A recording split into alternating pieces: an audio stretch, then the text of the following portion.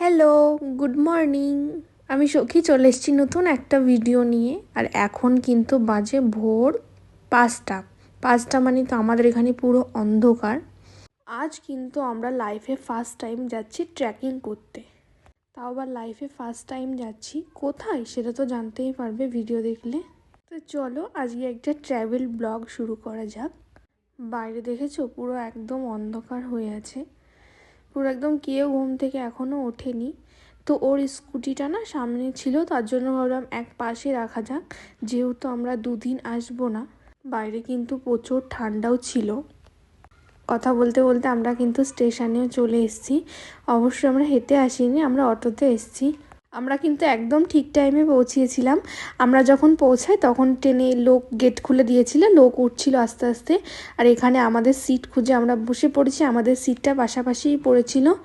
আর তারপরেই কিছুক্ষণ বাদে 10 মিনিট পরে আমাদের এখানে খাবার দিয়ে গেছে, খাবার বলতে ব্রেকফাস্ট দিয়ে গেছে।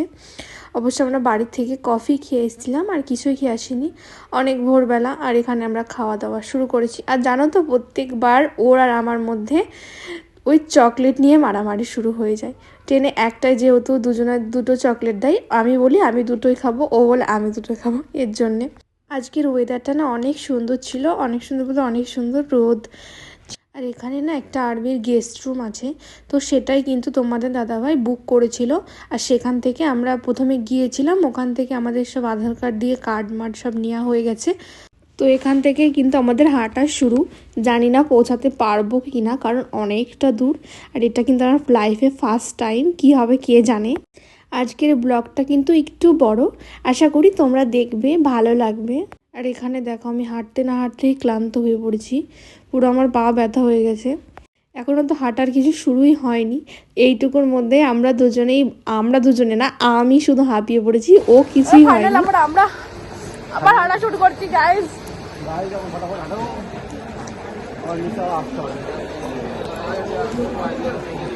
দেখো একদম ওই ওপরে যেতে হবে, সাদা মতোর মন্দিরটাই মনে হয়।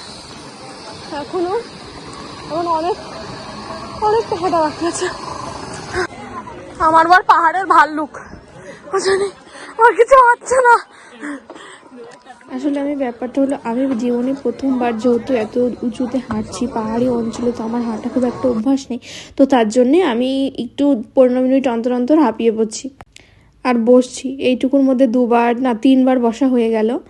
আর এখানে আমরা আখের রস খেতে আবার বসে পড়েছি। আর প্রথম যখন আমি হাঁটা শুরু করি না, তখন 10 মিনিট যখন হাঁটি তখন খুব কষ্ট হচ্ছিল, এখন তাও একটু ঠিক লাগছে। আর এখানে আমাদের আখের রসটা চলে এসছে, আর সামনে দিয়ে সব ভুটোপাটা করে যাচ্ছে, আর আমরা বসে বসে যাচ্ছি। চলো আবার শুরু করা যাক হাঁটা।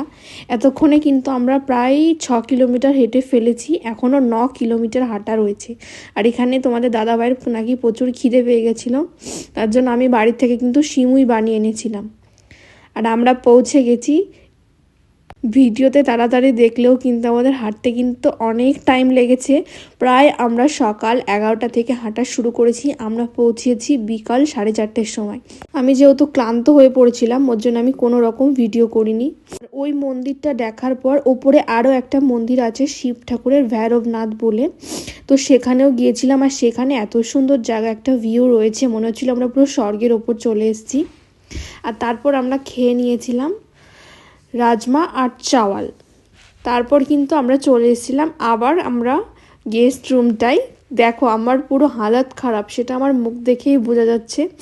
তো তোমরা কিন্তু যারা হাঁটতে পারবে তারাই কিন্তু এসো, নয়তো অবস্থা পুরো খারাপ হয়ে যাবে। আমার তো মনে হচ্ছিল ওখানে লেখা আছে 14 কিলোমিটার, কিন্তু তারও বেশি। আর এখানে আমার হাত পা পুরো ফুলে গেছে। তো চলো আজকের ভিডিওটা এইটুকুই, দেখা হচ্ছে নেক্সট কোনো ব্লগে।